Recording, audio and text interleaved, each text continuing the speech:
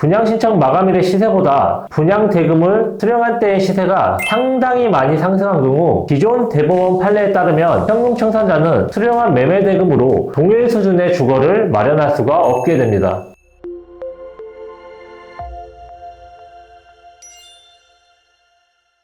안녕하십니까. 법무법인 담정 정정주 변호사입니다. 이번 시간에는 재건축 사업에서 분양 신청을 하지 않아서 현금 청산자가 되었는데 이때 매매 대금의 산정 기준일을 언제인지에 대해서 알아보도록 하겠습니다. 기존 대법원 판결은 재건축 정비사업조합이 현금 청산 대상자를 상대로 구도시정비법 제47조에 근거하여 소유권 이전 등기 청구 소송을 할 수 없지만 구도시정비법 제37조에 에서 정한 매도 청구권을 행사함으로써 소유권 이전 등기 청구권을 행사할 수 있고 매도 청구권의 행사로 매매 계약의 성립이 의제되는 날은 분양 신청 기간 종료일의 다음 날이고 현금 청산 목적물의 가액을 평가하는 기준 시점도 같은 날이라고 판시하였습니다. 현행 도시정비법 제73조는 관리처분 계획이 인가 고시된 날로부터 90일 이내에 협의가 성립되지 아니하면 사업 시행자는 그로부터 60일 이내에 수용 재개를 신청하거나 매도 청구 소송을 제기해야 한다고 개정되었습니다. 이렇게 개정이 되면서 분양 신청일의 종료일 다음 날과 재건축 조합이 매도 청구 소송을 제기하는 시기의 차이가 2년 이상 발생할 수밖에 없는 상황에서 기존 대법원 판시를 그대로 원용할 경우 시세 차이가 상당히 발생하게 되는 문제점이 발생하였습니다. 본 변호사는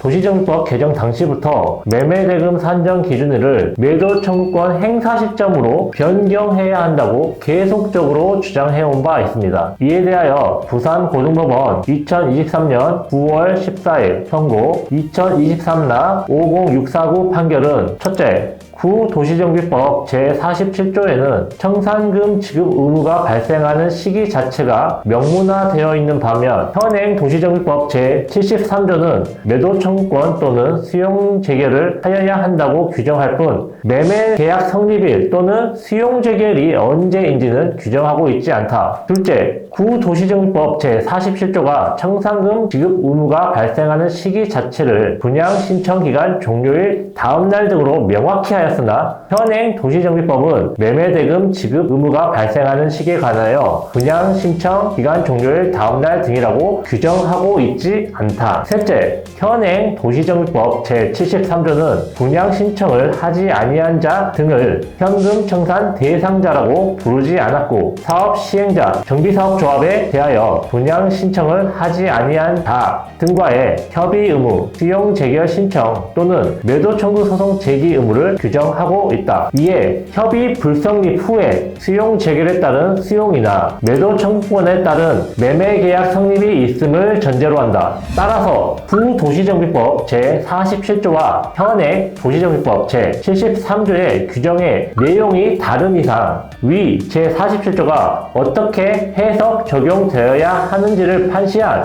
대법원 2010-74215 판결은 위 제73조의 해석 적용, 특히 매도 청구권의 행사로 매매 계약이 성립되는 시기, 즉 부동산의 가액을 평가하는 기준 시점으로 원용될 수 없다고 보아야 한다고 판시한 뒤에 첫째, 현행 도시정비법 제73조 소정의 매도 청구권은 형성권에 해당하고 형성권은 그 행사가 있을 때 그 법률 효과가 생기는 것이 원칙인 바 매도 청구권 역시 그 행사가 있을 때인 매도 청구권의 의사표시가 상대방에게 도달한 때에 그 법률 효과가 생긴다고 보아야 한다. 둘째, 분양 신청 기간 종료 후에 협의 절차 및 그 불성립 과정을 거쳐 이루어진 매도 청구권의 행사의 법률 효과가 분양 신청 기간 종료일 다음 날로 소급하여 생긴다고 보아야 할 근거가 없을 뿐 아니라 그렇게 보게 되면 구도시정비법과 달리 토지 등 소유자와의 협의를 거친 후에 매도 청구 소송을 통해 최종적으로 매매 가액을 결정하도록 한 취지가 몰각된다. 셋째, 현행 도시정비법 제73조는 수용재결과 매도 청구 소송을 병렬적으로 규정하고 있다. 수용재결에서 보상금의 산정은 수용재결 당시의 가격을 기준으로 하고 있는 바 매도 청구권 행사에 따른 매매 가액 역시 매도 청구 당시로 보는 것이 자연스럽다. 넷째, 현행 도시정법 제64조상 조합 설립에 동의하지 아니한 자 등에 대한 매도 청구에 의한 매매계약 성립은 매도 청구권의 의사표시가 토지 등 소유자에게 도달한 때 생기는데, 분양 미신청자에 대한 현행 도시정법 제73조 소정의 매도 청구권 행사에 따른 법률 효과가 생기는 시기를 달리 보아야 할 특별한 사정이 없다. 따라서 현행 도시정비법 제73조의 해석상 매도 청구권 행사에 따른 매매계약이 성립되는 시기는 매도 청구권의 의사표시가 상대방에게 도달한 때라고 보아야 한다고 판시하였습니다. 현금 청산자가 매매 대금을 수령한